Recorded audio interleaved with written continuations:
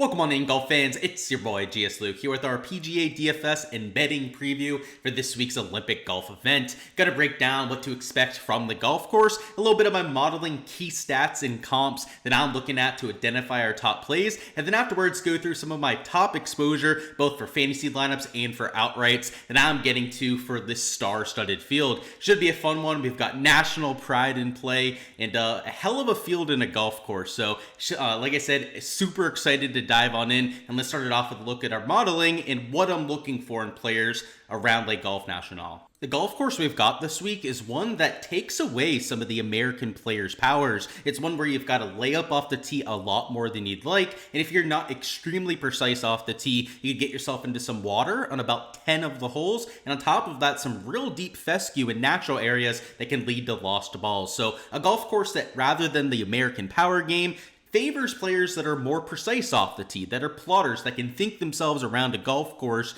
pretty similar to what we had at Pinehurst and then what we usually have at Open Championships. So whether it was Royal Liverpool, even Royal Troon this year, keeping yourself out of some of those ticking time bombs, the pop bunkers are also a fixture at this golf course, is going to be key this week. So you can see on here, we've got approach at the top. We'll talk about some of our proximity buckets that we're weighing. Off the tee is about that accuracy over the power, and then things like bogey avoidance around the green at number 3 that we typically wouldn't have for an American style golf course. It's a little bit of a different beast over there on that side of the pond, and considering this golf course is a Ryder Cup spot right out there for those Europeans, it plays into a lot of their advantages. So let's start off with the approach profile, which skews towards the middle to longer irons. Because of all the layups, you're not normally going to have shots within 100 yards, so at the very least, usually from about 130 and out. So that 125 to 175 yard range becomes especially important this week. And then on some of the longer par 3s in reachable par 5s is where you're going to see a lot of this 200 to even over 250 yard approaches. So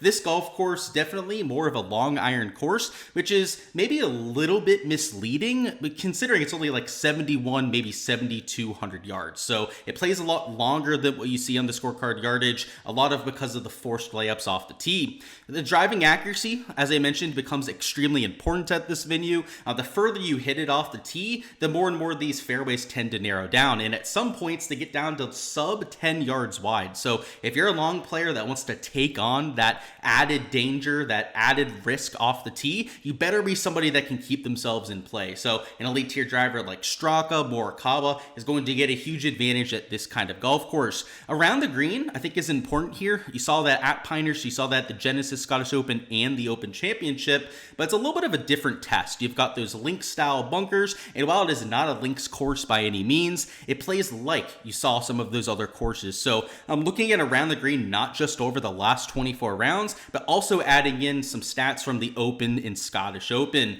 Putting you can't ignore, but it is de-emphasized at this kind of course. And then outside of that, we're looking at bogey avoidance a little bit. Guys that can avoid, strategically avoid some of the issues around tracks. And then the 3 comp courses I'm looking at are 3 Open Championship venues. We've got Troon from this year, the most recent example that we can pull from. We've got Royal Liverpool, the Open from the year before. And then 4 years ago, I'm skipping St. Andrews because St. Andrews, a completely different test than what you'd have for this week. But Royal St. George's, the year before that, a lot more similar. That's the year that Colin Morikawa won, in more of a shorter positional sort of track with the same kind of around the green shots as you get at Lake Golf National. So now that we have an idea of what I'm looking for in players, let's go through 6 outright bets in core keystone plays that I'm going to be using for this week. So we're going to start off with our 3 core plays, which will be 3 shorter outright bets that I've already taken, and also towards the top end of the pricing. The last 3 players we talk about are going to be our value plays, or guys that are a little bit cheaper, a little bit further down that odds board that I also think have some upside for this kind of week. And as per usual, this is meant for large field GBPs, as that's where I put all of my exposure in.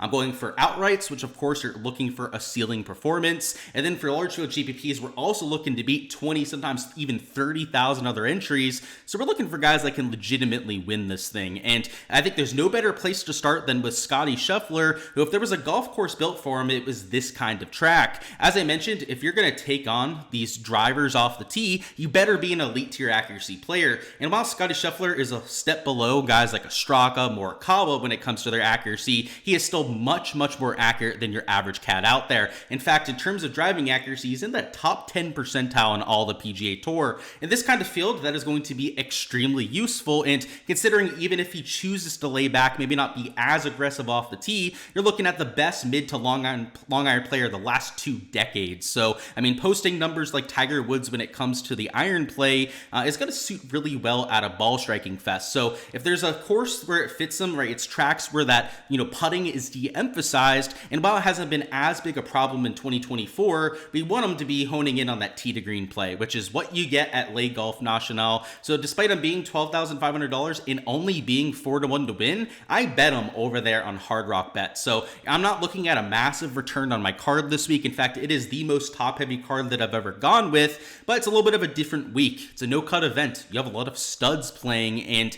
I think by the end of the week in these no-cut events, you see that cream rise to the top. So if Scottie wins, I believe my card is like a 2.5x return, which, like I said, nothing crazy. Definitely a little bit of a different week when it comes to my ROI and my card, but I'm going top-heavy for that reason. I think you just have to handle it a little bit differently, and that's how I'm choosing to do so, right? If he wins, I'm not going to have any sort of life-changing payout. In fact, it's going to be pretty mediocre out there in terms of my exposure. I do like him for DFS though, worth noting that he's number 1 in all 3 of my models. So whether it's the total model ranking, putting it all together, recent form, or long-term form at this golf course, he best everyone else. That includes guys like Xander, who have multiple majors this year, guys like Rory, who's number 2 in recent form. Scottie's still the clear alpha of the pack. So, while there's going to be temptation to want to back Xander after the major performance, even Rory McIlroy's been playing solid golf. We'll talk about, Jon Rahm, somebody I am taking here in just a minute.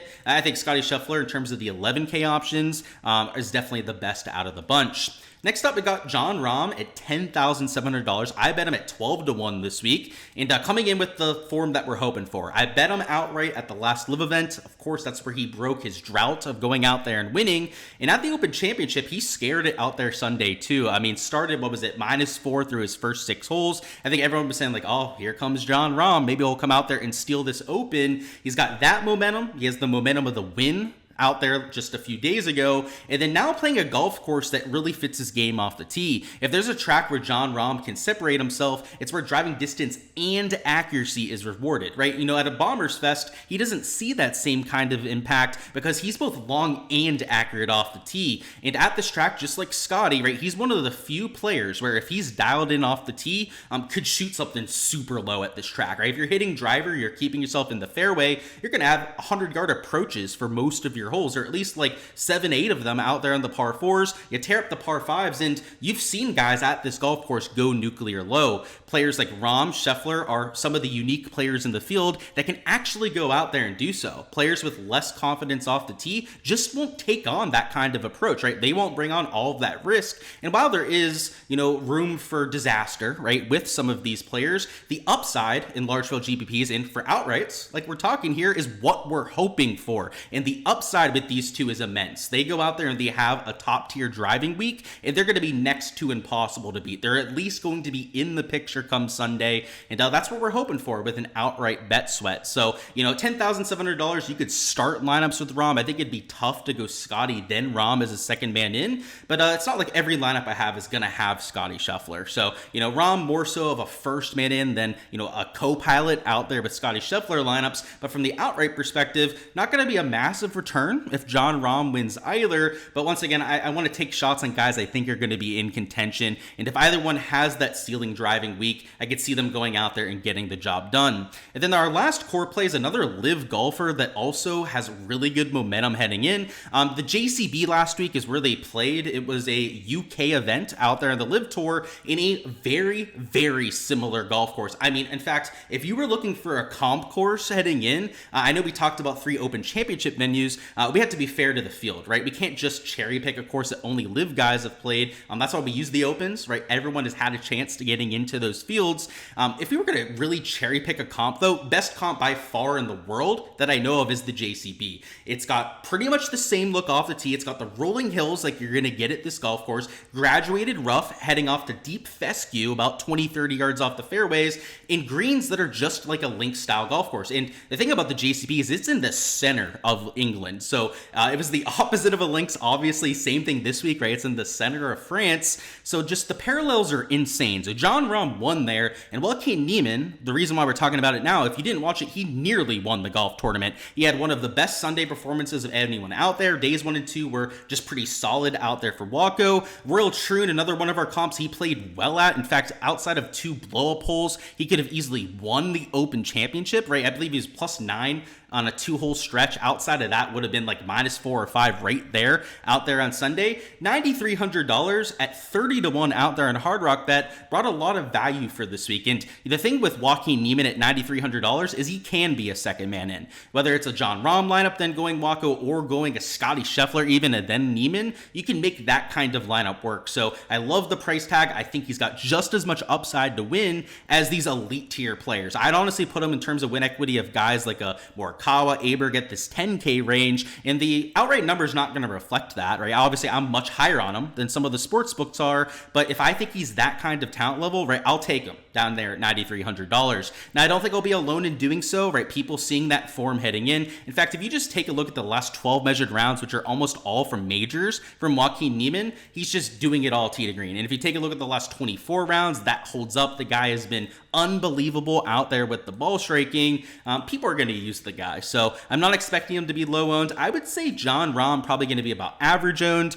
Scotty Scheffler, maybe your highest owned player on the slate, but we don't have to get different out there with these core plays, right? These are our conviction spots, guys I actually think can win the golf tournament, and in most cases are going to carry some ownership. So still okay with that with all 3 players. And like I said, these 2 guys that played the JCB and almost won, I don't think that's going to be a common narrative, right? I don't think a lot of people are going to look at that golf course and immediately think comp, because a lot of them weren't watching it, right? They don't really know what it was all about. I watched it both for prop purposes and just for entertainment. It had one of the first, just comparing that to the 3M Open, it wasn't close, right? They had better players at the top. It was Cam Smith, Jon Rahm, Terrell Hatton up there, a few other studs that are much better than the guys that were on the 3M board. So if you weren't watching it last week, I would just say you missed out, right? I'm not no live golf show or anything. I'll just watch the best golf available any week, and it wasn't particularly close. So if you want to go back, watch the highlights, I would recommend that, because it's going to give you a really good idea of what to expect this week. Golf course is going to look very similar. It's going to play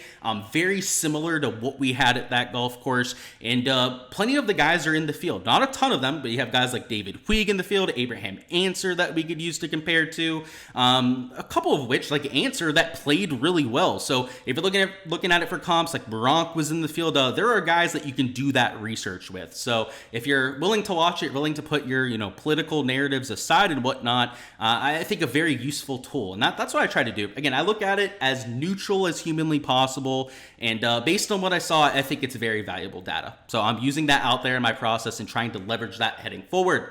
Before we talk about our value plays, do want to remind you guys of where you can get access to all of this information yourself, which of course would be over there on my Patreon page. There's a link in the description of this video, but on there is where you can download these spreadsheets and use them for your process. So whether it's taking a look at my player pool, getting all my outright bets for any given week, or my modeling, projections, and ownership for everyone in the field, that's where you can get all of that data. You can download these. Obviously, they're uncensored for my Patreon members, and for just $15 a month. It's crazy low price. I know some of these other sites, right, charging over $100 a month for just golf stuff. For $15, you get all this data. You get the recent form heading in, shots gained metrics. For most events, we also have course history, but not the case out there for this kind of week for every single player playing, right? So obviously in the videos, I try to give you guys some information to use, especially for like 6 to maybe 8 players. But for my take on literally everyone teeing it up, that's how you can go out there and get that info. So like I said, on my Patreon page, it is $15 a month, and the DFS tier is how you get access to these. I also offer prop stuff on there, so there's other tiers that are dedicated towards that. There's a complete golf tier, which gives you all the golf stuff that I do, but for the sake of DFS and out here with the spreadsheets, the golf DFS tier is what you're looking for. So as I said, link in the description, supports the channel and give you guys all that information that I'm using week to week. But now for our value plays, and we'll start off with Minwoo Lee at $8,400. And what I like about Minwoo is, first off, his familiarity with these kind of golf courses, but also the fact that he's coming in driving the ball accurately. For the season, he is a top 50 driver of the golf ball, and he's also one of the longest players out there on tour. And historically, he had been a bit of a sprayer, but on European-style golf courses, he's gone out there and had tons of success. I mean, internationally, this guy is just a winning machine. Just goes out there and beats the top tier fields. So even though off the tee there are better tracks for him, especially ones where you can spray it, this season he has started to rein it in. He has started to be both accurate and long off the tee, and considering how special he is around the green, one of the best short games in the entire world, a very streaky putter that is used to these European style of grasses, I love that at $8,400. So in DFS, very affordable. This mid-tier range is an absolute goldmine. I mean, you've got guys like Wyndham Clark down here that is well within play. Answer, who I mentioned, played well at the JCB.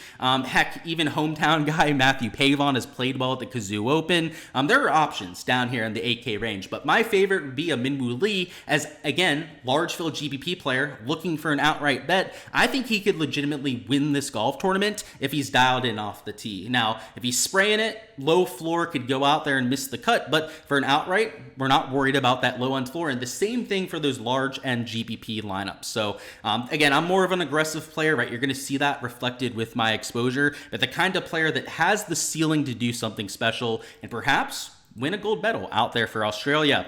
Next up, we've got Guido Migliozzi at $7,400, and Guido has won at Les Golf National before. Now, it's the Kazoo Open, different strength of field, but now we're in the $7,400 range. Right now, we're looking at somebody that's 100 to 1 to win this golf tournament and is the quintessential course fit. He is a very accurate driver. In fact, maybe the most accurate driver that we have on the DP World Tour, at least in the conversation for sure, over there on that side of things. Played very well at the Open, made the cut, had a top 35 finish. Good approach player. Again, that course history out there with the win, and he's my number 14 ranked play in the field. So all things considered, even that recent form metrics, which haven't always been the best for Guido Migliozzi, it likes him because he's a ball striker, right? From tee to green, you're going to see a lot of positive for Guido, and he's only $7,400 here. So not much more to say there. Guy fits the golf course. He's won here before. He's playing well heading in. The one issue for DFS is going to be ownership, right? Hopefully we're not, going to be taking a 10-15% owned Guido here, but if he's going to be sub 10% owned, I'll be totally fine with that out there in large field GPPs. And now our last play here is another 100 to 1 guy. He's at $7,100, and that's the Frenchman, Victor Perez. Has had a very impressive season on the PGA Tour and another solid driver of the golf ball. He's a good total driver, both accurate and relatively long off the tee, which is what we're hoping for at this kind of golf course. And though he hasn't had elite tier course history like some of the other guys here, he's had a pretty good go of it around Les Golf National. So you can see he's number 21 in recent form ranking. I know number 25 over here is red when it comes to the total model ranking, but he is number 31 in the pricing. So obviously model's a little bit better than the price tag here, and I had to take a shot on one hometown guy, right? There's two of them in the field. You got Pavon and Perez teeing it up. He's a good course fit. He's got decent form heading in, right? We take a look at the recent form for Victor Perez. It's not otherworldly, but it's been solid, right? Top 10 finish was over there at the Scottish Open, which I think is a pretty good comp course for this event. So he's shown it before, obviously, with his former DP World Tour standout performances, the kind of guy that has excelled on these European style of tracks. So $7,100, that's why I played him at the Open, right? We played him at the Scottish when he had that top 10. So why not take him on a track that should play pretty similar this week? Alrighty guys, that is all I've got for the DFS and betting preview. Go ahead, smash that like button if you haven't already, and give me your winner down below in the comments. If they are at least 20 to 1 to win the event, you will win a free month of the Patreon page if they take home that gold medal. So go ahead, let me know your thoughts down below, and let's go out there and have ourselves a week. Gonna have our regular live stream that'll be Wednesday at 7 p.m. Eastern time, as well as all the content over there for Showdown throughout the weekend and over over there on the Patreon page. So I'm looking forward to it. Should be a really good week with this field in this golf course, and one where hopefully an American take home that gold medal. I'm obviously very biased being an American, but let's go Team USA. So whether it's Scotty winning us the outright bet or one of those other guys getting the job done, you guys know where my allegiances are going to be. But let me know your winner down below. As I said before, join that Patreon page if you want access to all the content that I've got. And best of luck with all of your exposure out there.